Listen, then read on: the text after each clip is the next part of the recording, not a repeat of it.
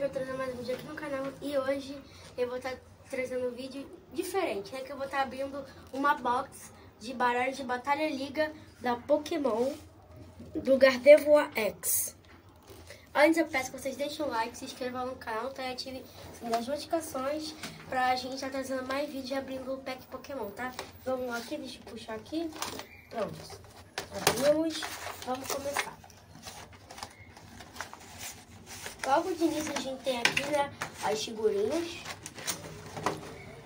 Olha. A gente abre aqui, a gente tira e vem um Greninja Radiante. Ó.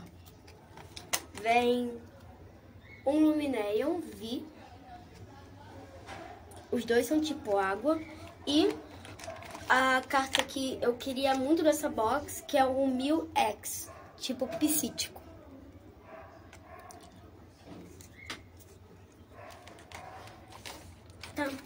Também vem nesse pack 3 Gardevoir X. Ó, 3 Gardevoir X.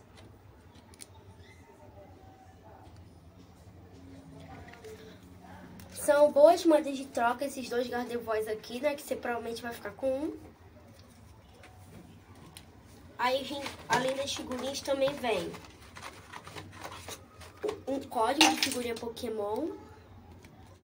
Além do código, né? Vem aqui o manual de instrução de como fazer batalhas de Pokémon, olha. E também tem explicando a baralho de Batalha Liga do Gardevoir.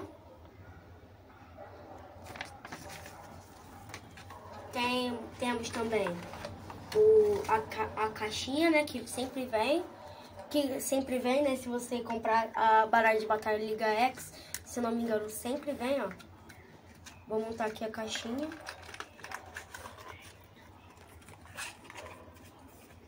É fácil de montar, só você fazer as dobrinhas, olha. Peraí. E aqui, ó. Também tem o contador de dano, tem de 10, 50 e 100, ó. Isso é para você usar quando você faz batalhas para contar o dano que seu Pokémon deu ou do adversário.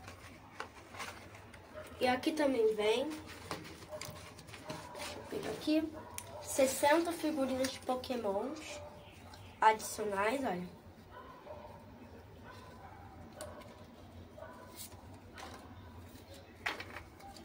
Vem algumas repetidas, isso que é ruim desse box, que a maioria é repetida.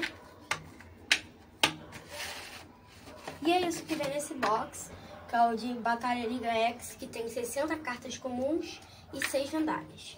Espero que vocês tenham gostado do vídeo. Se gostou, deixe seu like e se inscreva no canal e tchau!